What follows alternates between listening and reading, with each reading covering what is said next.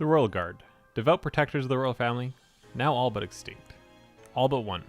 Can we return to our roots as a Royal Guard, save Zelda, and defeat the evil that threatens the land of Hyrule? The rules of the run are simple. Only Royal Guard weapons and equipment must be used for the entire run unless needed to progress the story. All main dungeons must be completed. The only fuse items are allowed are boss, mini-boss, or silver enemy parts. Arrows are allowed to be fused with any item. All Royal Guard equipment must be obtained. This includes the fabric for the paraglider. But without further ado, let's get into the run. Our journey begins in Loco Landing. From here, we swiftly head to the castle to collect our first set of weapons as well as clothes, so we stop getting weird looks from the townsfolk. I'm sorry, Joshua. We collect the shrine on the floating part of the castle to allow us to make easy returns for more equipment later on. From there, we head down below to collect our first piece of Royal Guard equipment, the Royal Guard's boots. From here, we get absolutely decimated by the Zafos I did not expect. And after a quick reset, we head to the Sanctum and collect our first bow as well as a broadsword and some claymores. The decayed versions are very important here because once we break these, we can actually head down to the depths and collect the pristine versions, which have a much higher damage output. Mind you, the durability is still absolute dog water. After fighting a quick boss bokoblin for some good old horns for the armor later on, we head to the Gerudo Highlands. This is very important because in the chasm down below, we actually collect our first pristine weapons of the Royal Guard set. So after heading down the rest of the chasm, we explore a little bit and find our first couple weapons. And after a good little bit of exploring, we end up with about 5 or 6 Royal Guard weapons. This is a pretty good start for us, and we shall continue on our mission. We actually head back to the castle and collect our Royal Guard tunic, because I had actually forgotten where to find it originally, and I got distracted. Following this, chat wanted me to fight a blue-white Frox, which ended horribly wrong with us getting absolutely belly-flopped by a big old chunky boy. This was followed by us beating a quick old red boss bokoblin, and us heading over to Gerudo Village at long last. On the way though, we experienced a forced blood moon cutscene that I don't know why this happens, but it does, which of course led us to go back to the castle to collect some more weapons, aka the bows, which was our actual biggest issue for the entire run, and fight a good old Thunder Cleok because chat wanted me to do something else yet again. After about 3 deaths, we head back to Gerudo Village and actually start the main quest line. For the first time in my 4 runs, I learned that if you don't actually talk to the guy at the bottom little shack, that Tulin will not spawn up here. So unfortunately, we had to go all the way back and return. But once we did, Tulin was here waiting for us, and we grabbed his bow back. And before we knew it, we were on top of the dungeon fighting Colgera. Again, not too much of an issue. Little fun fact, if you shoot a fire arrow at this guy, it actually makes you only have to shoot him once to break through his thing, and then you can easily end the fight right there. We return to the depths once again to collect a couple more pristine weapons, as I did not realize how brittle these were. I thought they were closer to 20 durability, they're actually closer to like 12 to 14 durability, even with the prestige state. So after collecting these weapons though, we head down to good old Goronville and experience good old Angry Yonobo. After knocking some sense back into him, we head up to the top of the mountain and fight Big Rock Boy. But of course I had to die some good old Angry Fire Keys on the way. After that very embarrassing death, we do eventually beat the rock boss, and head back into the depths yet again. I'm going to skip all the boring stuff. We're actually just going to speedrun this entire dungeon. It is not really a speedrun though, because I'm actually really terrible at this dungeon. I'm sorry guys. And before we know it, we are actually fighting the good old rock boss. This fight really went not too bad, but I'll keep it short and simple. Royal Guard weapons are OP, found in this case, and when he gets to the roof, you just shoot him with a bunch of arrows, especially if you have a eyeball to fuse, and the fight ends in about like 5 minutes. We unlock a great fairy after this boss fight, beat a boss bokoblin, and learn that little frogs can actually eat bright bloom seeds you leave on the ground. I never do that. Very fun fact. We then begin this Aura quest line. Shortly after, we realize we don't have any bows left to shoot King Dwarf and Scales, so we actually head over to good old Gerudo Town while we wait for the next blood moon in order to restock our supplies. We grab the shrine there and progress the story to the point where we will also need a bow to help good old Raiju with her quest, and finally get the blood moon that we so desperately needed.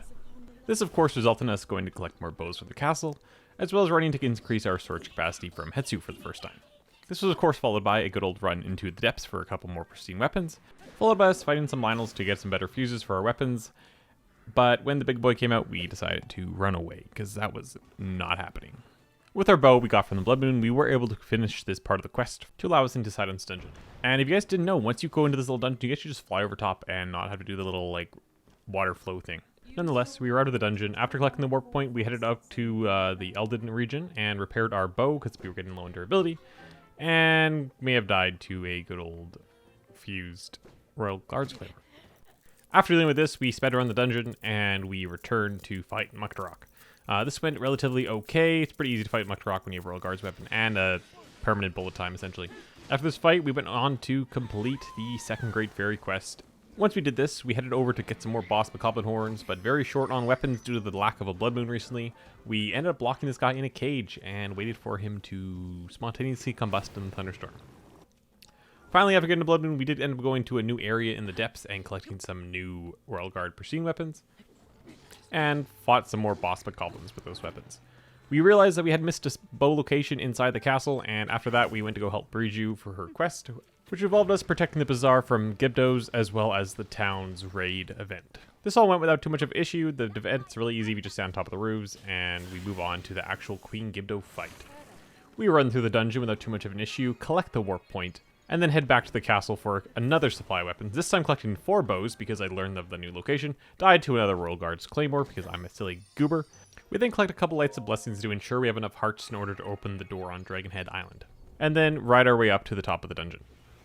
Queen Gibdo, again, went without too much of an issue. These weapons are kind of insane. They just break all the time. So every boss fight, we have to end up going to replace these. We end up back at the castle to deal with the monster forces good old Phantom Ganon has spawned. And before we enter the fight, because we don't have any more weapons yet again, we return to the depths. After collecting another handful of weapons, we are good to go onto Phantom Ganon without too many more issues. This fight is a pretty fun fight, but also quite a pushover. Kind of feels like all the boss fights in this game are kind of a pushover, but I digress. This results in us looking for Dragonhead Island, which I apparently still have issues finding after however many playthroughs I've been through. But nonetheless, we are able to find the shrine and collect the waypoint so we can return here later. This is when we return to the castle to collect the royal fabric for the paraglider. We of course head to Hatino to equip it, and then of course trade our stamina for hearts, then we open the good old spicy door for Minoru. After speeding through this dungeon, which again is not much of a dungeon, we head up to the Spirit Temple on top of Minoru. Of course, before the fight, we got to slap some Royal Guard shields to Minoru's arms. Yes, that counts. And I learned today that you can actually shoot bows off of Minoru. That helped for her later part of the fight, where she is up on top, and we knock her down with some bomb arrows. Again, of course, we return to the depths after this fight to collect some more weapons, and we prep for the castle. This involved, obviously, some good old just normal health regeneration, as well as some gloom regeneration, which is very important. We then speed on our way through the castle without too much issues. We did take a little bit of damage from Gibdos, which is unfortunate, but then we end up at the Demon King's army. I ended up killing myself with a ruby, and then a topaz, and then another topaz. So after learning that gems are very OP for killing yourself as well as killing the bosses, we end up at Ganon at long last. I was a little bit concerned in this fight that I wouldn't have enough weapon durability to actually defeat him without breaking all my weapons, but luckily with the fuse added durability with all the boss bokoblin horns we had, as well as some Lionel horns, we did this not too bad. Second phase, not too much of an issue. It's really not that much harder. As long as you guys know his basic attacks and you have the sages on the first half of the fight, it really is quite easy as you don't have a bunch of little demon kings attacking you. And before we knew it, it was time for the demon dragon. We did get around this a little bit of a different way. We did damage everything, but once it was time to actually finish him, we made sure to fuse a Royal Guard weapon to the Master Sword just so we wouldn't cheese the challenge at the very last second. So this has been Tears of the Kingdom as a Royal Guard. Hope you guys enjoyed. If you guys did, don't forget to like, comment, and subscribe. Helps me out a ton. And let us know what you guys want to see next. I'm thinking about doing a legendary weapon only, where we only get like the Skyward Sword and stuff as weapons. And yeah, should be fun. That's all I have for you guys today. You guys have a good one. Peace.